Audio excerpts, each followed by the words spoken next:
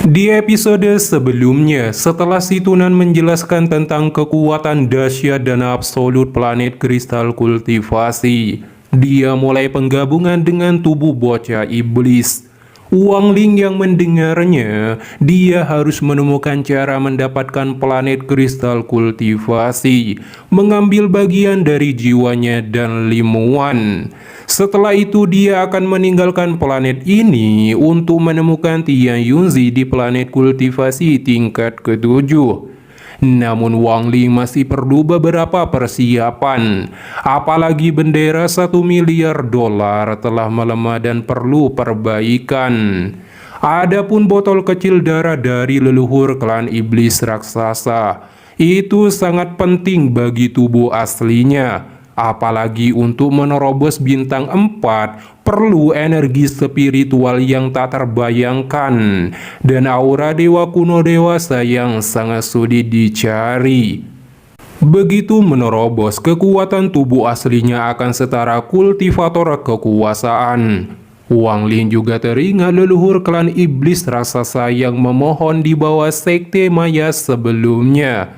Jadi dia hendak pergi ke sana untuk mendapatkan lebih banyak darah. Selain itu semua, Wang Ling sangat mengkhawatirkan Tao Shen di tanah dewa kuno yang merupakan bencana besar baginya. Jika dia berhasil bebas, Tao Shen akan mengejar Wang Ling dan dia tidak mungkin memiliki kesempatan untuk menang jika bertarung. Bahkan jika si Tunan juga bertindak, hasilnya akan sama. Bagaimanapun Tao Shen telah mewarisi kekuatan Tusi yang berada di level Dewa Kuno Bintang 8 yang dapat menghancurkan sebuah planet dengan telapak tangannya. Inilah salah satu alasan dia ingin segera meninggalkan planet Zuzaku. Saat ini Wang Ling telah terbang menuju ke negara Chu untuk mengirim Zauru pulang ke kampung halamannya. Sementara itu Zhu Kunzi, Chu Yunfei dan leluhur sekte jiwa bumi bergerak ke arah yang berbeda untuk menghancurkan pohon roh leluhur reinkarnasi. Saat Zhu Kunzi tiba di wilayah timur, leluhur ketiga klan abadi terbengkalai menjaga pohon roh leluhur reinkarnasi. Dia bernama Minji. Secara alami pertempuran pecah di antara keduanya. Setelah beberapa pertukaran, Minji mengalami kekalahan telak dan mengalami luka parah. Bahkan tubuhnya dibanting sampai muntah darah dan dipaku ke pohon roh leluhur reinkarnasi. Untungnya Minji berhasil melarikan diri, bergegas menuju makam surgawi untuk memulihkan luka-lukanya. Di waktu yang sama, Zhu Kunzi menghancurkan pohon roh leluhur reinkarnasi. Harus dikatakan bahwa klan abadi terbengkalai menanam 4 pohon roh leluhur reinkarnasi di 4 penjuru untuk membangkitkan prajurit yang kuat dan memenangkan perang. Namun pohon leluhur reinkarnasi lainnya gagal dihancurkan karena Chu Yunfei dan leluhur sekte jiwa bumi gagal karena bertemu dengan leluhur klan abadi terbengkalai dan dipukul mundur dengan paksa. Jadi itu tidak berdampak banyak pada rencana klan abadi terbengkalai. Pada saat ini, pertempuran hidup dan mati kedua antara negara Zuzaku dan klan abadi terbengkalai telah resmi pecah dengan dahsyat. 5 leluhur besar klan abadi terbengkalai secara resmi mengambil tindakan untuk menyerang satu demi satu negara kultivasi. Seluruh planet bergetar dan hampir runtuh akibat perang dahsyat ini. Tepat ketika Zhu Kunzi bersiap untuk melawan dengan kuat, berita buruk datang satu demi satu. 3 negara kultivasi tingkat 5 memilih memberontak untuk melindungi diri mereka ketika melihat kekuatan besar klan abadi terbengkalai.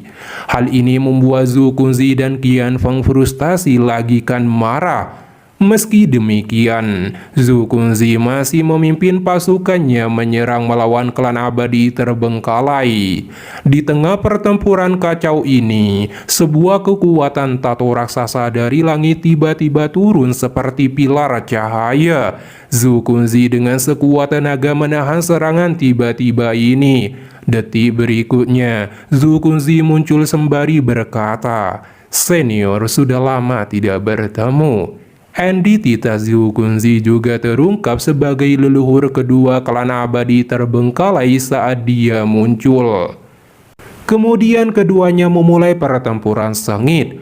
Setelah beberapa pertukaran kekuatan, Yun Kunzi memiliki kesempatan untuk memberikan serangan kejam pada Zhu Kunzi, menyebabkannya terluka parah. Tetapi Yun Kunzi tidak membunuhnya, dia malah memberi Zhu Kunzi keringanan untuk sembuh lebih dulu selama 3 bulan.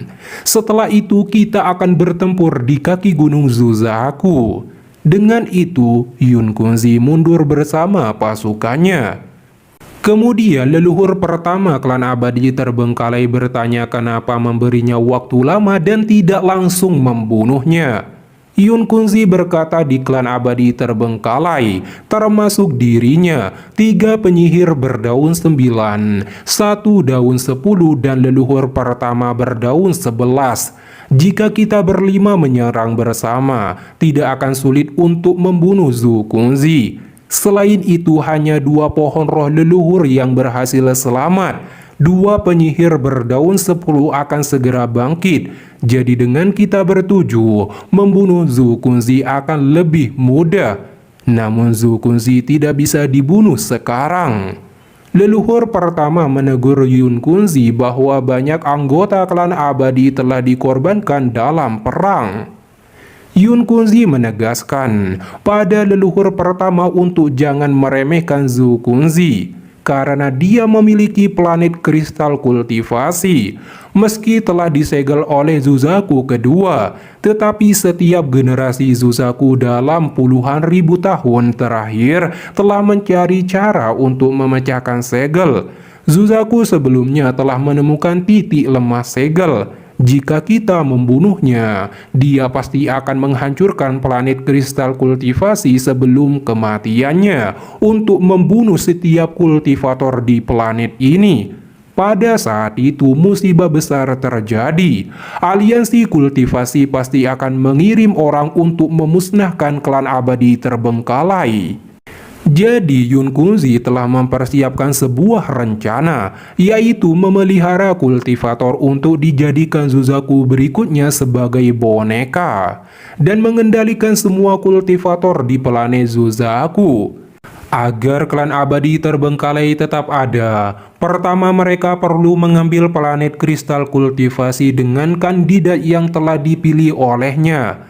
Saat ini Qian Feng dan Liu Mei dipilih Zhu Kunzi. Qian Feng telah mempelajari teknik Zuzaku, jadi dia hanya menjadi wadah bagi Zhu Kunzi untuk memperpanjang umurnya. Sementara Yun Kunzi memiliki 3 kandidat. Pertama Zizin, kedua Zhou Tai yang memiliki garis keturunan naga hijau. Kandidat ketiga Wang Ling yang dianggap Yun Kunzi biasa saja dan sebagai tindakan iseng untuk memilihnya. Namun dia tidak menyangka perkembangannya sangat mengejutkannya. Di alam surgawi dia memotong lengan Red Butterfly. Setelah dia kembali tingkat kultivasinya melambung tinggi dan dia bahkan menarik perhatian Zhu Kunzi. Orang ini juga memiliki terlalu banyak rahasia dan kadang-kadang bahkan aku tidak bisa melihatnya. Jadi pada akhirnya aku memilihnya sebagai kandidat utama untuk rencanaku. Leluhur pertama bertanya kenapa memberi kesempatan Zhu Kunzi 3 bulan untuk sembuh. Yun Kunzi berkata agar Zhu Kunzi mengaktifkan planet kristal kultivasi. Tapi di saat itu juga Yun Kunzi akan menggagalkannya. Di sisi lain, Wang Ling akhirnya sampai di formasi teleportasi dan bertemu dengan Zhou Tai. Di waktu yang sama, di sisi timur Zuzaku, Chu Yunfei terluka serius akibat gelombang kejut roh leluhur dan serangan leluhur kelima klan abadi terbengkalai. Dengan kondisi ini, dia bergegas keluar dari medan perang kembali ke sekte langit surgawi untuk menyembuhkan cederanya. Dia tidak bisa membantu Zhu Kunzi dan berencana untuk meninggalkan planet Zuzaku untuk mencari aman. Namun ketika hampir sampai ke sekte, Yun Kunzi tiba-tiba muncul dan mengeluarkan tekanan kuat. Ekspresi Chu Yunfei menjadi serius melihat kemunculannya. Yun Kunzi memberikan nasihat pada Chu Yunfei agar meninggalkan planet Zuzaku. Mata Chu Yunfei menjadi dingin dan berkata, "Apa maksudmu? Kamu harus pergi, kultivasimu tidak stabil dan sangat terluka. Brother Chu, jangan kembali selama 1000 tahun, ucap Yun Kunzi. Bagaimana jika aku tidak setuju? Jawab Chu Yunfei. Yun Kunzi melemparkan sepotong kayu hitam dan meledakkannya menjadi awan kabut hitam. Kemudian ada kilatan cahaya keemasan diikuti sosok leluhur pertama klan abadi terbengkalai, diikuti tekanan kuat muncul. Chu Yunfei buru-buru mundur sembari melepaskan energi spiritual surgawi sebagai benteng pertahanan di depannya. Di saat itu juga telapak tangan raksasa melesat dan menghancurkan perisai pertahanan sebelum menghantam tubuh Chu Yunfei sampai dia muntah darah dengan tubuhnya terlempar. Chu Yunfei bergerak melarikan diri sembari berkata akan meninggalkan planet Zuzaku. Kembali ke Wang Ling menatap Zhao Wutai yang memiliki topi jerami yang diberikan Yun Kunzi yang tidak mungkin diberikan dengan santai. Wang Ling juga mengerti Zhao Wutai tidak mati karenanya. Setelah keduanya saling menyapa setelah lama tidak bertemu, Zhao Wutai meminta sedikit anggur pada Wang Ling. Wang Ling mengeluarkan botol anggur. Bayangan Danyu muncul di benaknya. Setelah bertahun-tahun dia memiliki kurang dari 10 botol anggur Danyu yang tersisa. Dia meletakkan anggur di atas meja, duduk menuangkan secangkir anggur, dan meminumnya semuanya dalam satu tegukan. Zhao Wutai mengambil botol anggur, menuangkan secangkir penuh untuk dirinya sendiri dan meneguknya. Kemudian dia menuangkan anggur untuk Wang Ling sebagai ucapan terima kasih karena telah membunuh Li Yuanfeng dan menyegel negara salju. Zhao Wutai juga memberitahu Wang Ling untuk mencari Yun Kunzi. Wang Ling berkata, "Beritahu Yun Kunzi aku tidak akan pergi mencarinya." Zhao Wutai juga memberitahu Wang Ling bahwa Yun Kunzi juga memberikan topi jerami kepada Zizin. Setelah itu Zhao Wutai berdiri sembari mengambil sebotol anggur setengah penuh, lalu melemparkan pelaka giok pada Wang Ling yang berisi informasi tentang domain Liu Mei. Dengan itu Zhao Wutai melesat pergi, meski dia telah mengetahui hanya pion bagi Yun Kunzi. Kemudian Wang Ling pergi ke makam abadi untuk mencuri agar dapat meningkatkan kartu trufnya. Selama perang ini, klan abadi terbengkalai pasti memiliki celah. Wang Ling memanfaatkan kesempatan ini untuk menjarah harta mereka, terutama tengkorak jimat leluhur.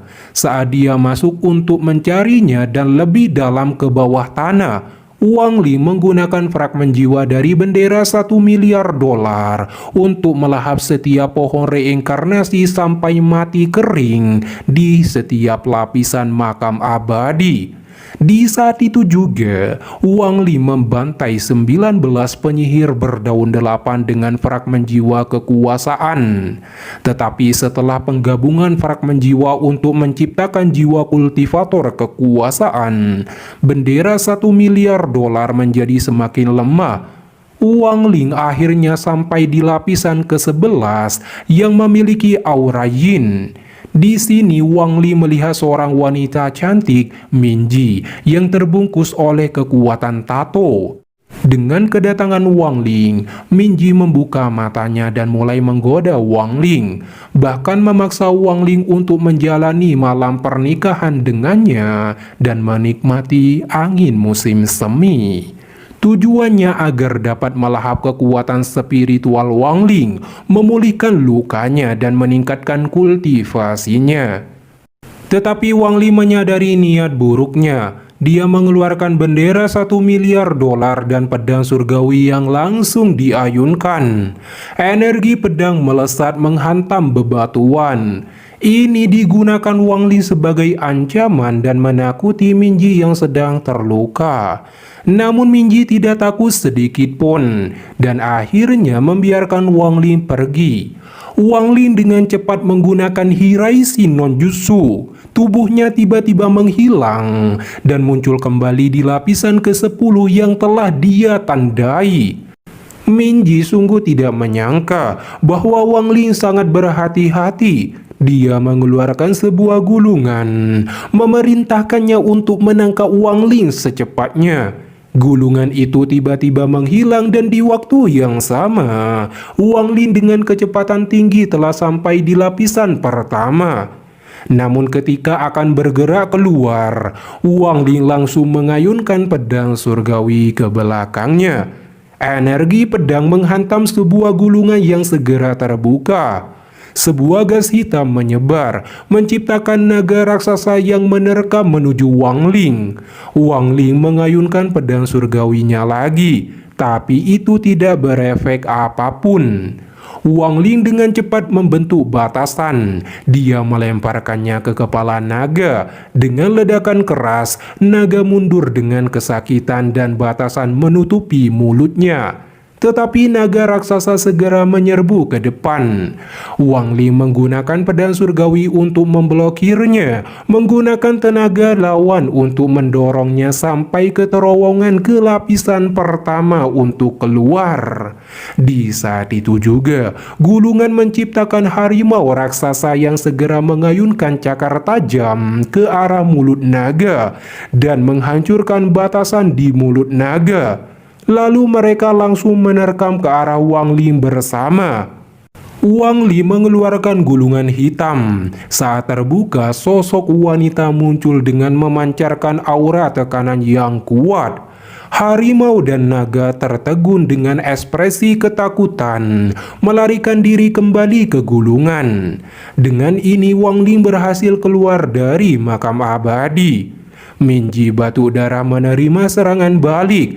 Dia sungguh tidak menyangka Wang Ling memiliki atlas binatang tato yang merupakan harta klan abadi terbengkalai. Terutama Minji juga tidak habis pikir, leluhur klan abadi terbengkalai rela menyegel dirinya sendiri di atlas binatang tato untuk menjadi binatang tato itu sendiri.